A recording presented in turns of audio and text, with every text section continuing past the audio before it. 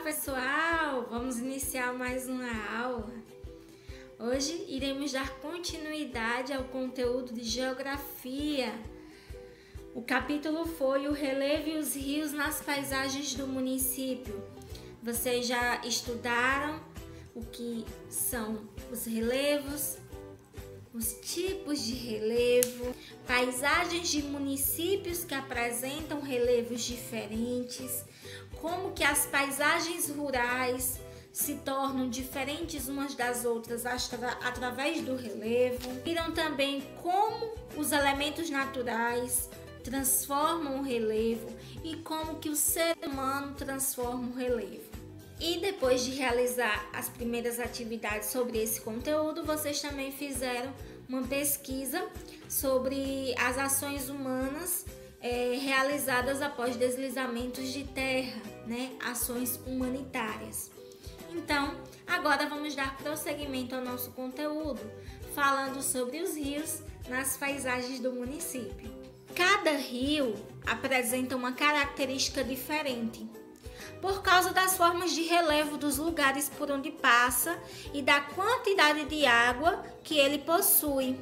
Um rio que percorre uma área de relevo com desníveis ou com elevações acentuadas, as águas desse rio ela vai se deslocar com maior rapidez e força.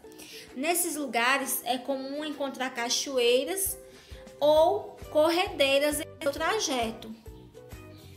Já os rios que têm relevo plano, eles apresentam um curso sinuoso. O que é isso? Eles podem apresentar curvas ao longo de seu trajeto. Já as águas desses rios, elas se deslocam de maneira mais lenta. E os rios, eles não só apresentam essa diferença não com relação ao relevo. Os rios também são diferentes uns dos outros no volume de água. Uns são mais volumosos e outros têm pouco volume de água. Agora vamos conhecer as partes que formam um rio e as áreas ao seu redor. O primeiro local é a nascente, que é o local onde os rios começam a se formar. Logo após vem a margem, que é a porção de terra que fica em cada um dos lados do leito do rio. Depois nós temos o leito. O leito do rio é o local por onde as águas fluem. E o rio ele despeja suas águas no oceano ou em outro rio no local chamado foz ou desembocadura.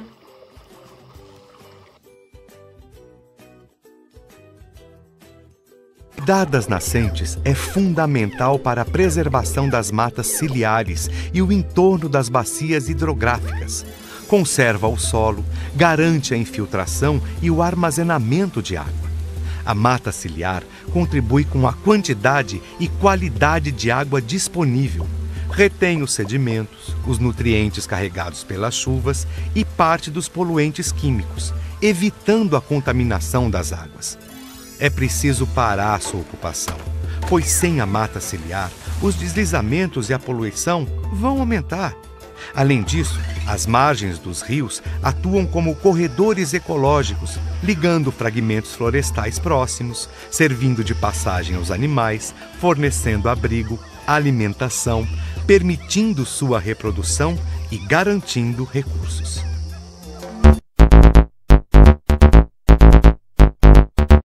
Hoje iremos desvendar as diversas partes de um rio. Cada trecho apresenta uma particularidade e diferentes componentes.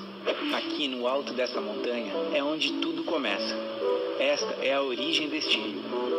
Preste atenção para entender como tudo acontece. As nascentes são geralmente locais de altitude elevada, de onde a água do lençol freático brota na superfície. Sob nossos pés existem muitas rochas. Elas são porosas e não ocupam todos os espaços, que acabam sendo ocupados pela água que vem das chuvas, do derretimento da neve, de lagos e de rios. Este enorme volume de líquido no subsolo flui pelas rochas até surgirem pequenas fendas na nossa superfície. Aqui estão as nascentes. O leito, por sua vez, é o espaço que pode ser ocupado pelas águas, seja na época da cheia ou na época da seca, quando fica menor. Os terrenos ao longo do curso dos rios, córregos e riachos são baixos e planos e recebem o nome de várzeas. No período das cheias, são áreas de inundação. Esse fato é natural da dinâmica hidrológica da natureza. Porém, nas grandes cidades, a maior parte dos rios foi retificada. E quando o volume da água aumenta por causa das chuvas, ocorrem grandes prejuízos aos proprietários de residências e estabelecimentos localizados próximos aos rios. As várzeas podem ou não apresentar uma vegetação chamada de mata ciliar, que acompanha os rios ao longo do seu leito. Segundo a legislação brasileira, essas áreas são consideradas áreas de preservação permanente, com inúmeras funções ambientais, especialmente ligadas à qualidade e biodiversidade da água. Os rios e cursos d'água que correm e desaguam em um rio principal são chamados de afluentes. Um grande rio pode ter dezenas de afluentes. Por fim, após passar pelo baixo curso, chegamos à foz do rio. É aqui onde o rio deságua, podendo ser em um oceano, mar, lago ou rio. Normalmente, esta é a parte mais larga, e os sedimentos carregados ao longo do percurso formam pequenas ilhas que dividem a água do rio em muitos canais.